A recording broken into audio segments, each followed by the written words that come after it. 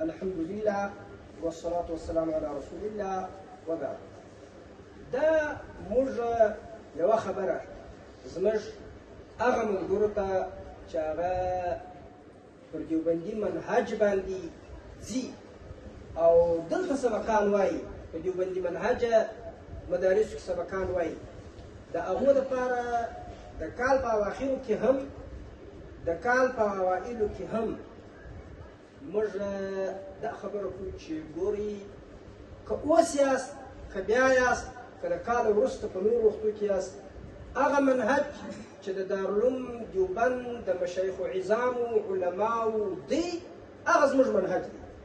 هغه د رسول الله صلی الله علیه و آله وسلم د احادیثو متابعت دی، د قرآن دی، د فقه حنفي دی، د دوی چې کوم منهج دی پر کومه طریقه باندې موږ ته تشریح کړي دي، دا زموږ منهج دی، په دا باندې موږ او باقي دا یو ډېره غټه ستړې خبره هغه دا ده چې د دورة الحدیث طالبان چې د هغو دا اخرنی کال د سبقانو دي او تر ټولو مقصودي سبقان د ژوند په ټولو مراحلو د طالبۍ کې هغه دا سبقان دي. دغه اوس یو بل بدعت اوس د څو کلونو سره هغه دا د تبرک کال دی.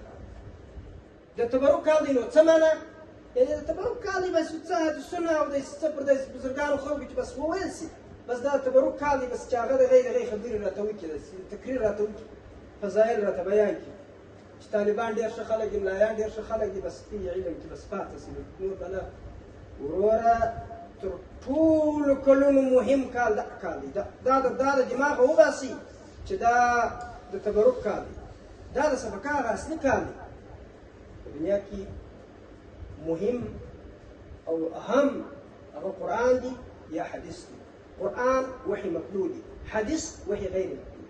د دې څه وتلې بیا فقه ده، بس دغه هغه اصلي مهم شیان دي، قرآن حدیث فقه.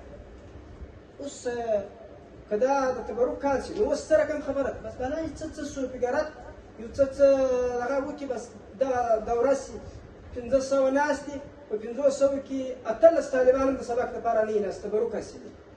نور په تبرکاتو دا تبرک زموږ په نیت ثابت دی، خو دونه نه دی، اساس نه جوړېږي. تبرک د دیوال لپاره د بنیاد خښته نه جوړېږي، بلکې تبرک د دیوال لپاره لکه زینت یو رنګ جوړېږي.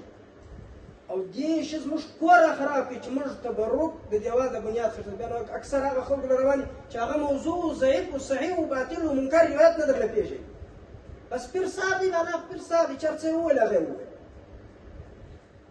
یا یو صوفي دی چې وایي هر څه یې وویل. نور تصوف وکړه، صوفي څه، خو حدیث د محدثینو کار دی، حدیث د محدثینو کار دی. او منهج د دارالعلوم دیوبند د علماو د حدیثو باندې ډېره توجه ته وګوره. دارالعلوم دیوبندیانو د دارالعلوم دیوبند د علماو پر بخاري څونه خدمت دی، پر ترمذي څونه خدمت دی، پر ابوداود، ابن ماجه، موطا، یعنې هغه شیان چې اوس یې موږ درسن فی الحال وایو نه، پر دې باندې دی اوضح المسالک څومره زبردسته شرح ده په موطا باندې. نو زموږ منهج هغه دا دی چې دغه لارې د قرآن او د حدیث دا په مقصودي توګه په دې کې ناسته وشي، او مقصودا دا د ځان دپاره د کامیابۍ لار وبلل سي، دا خالص تبرکان نه ده.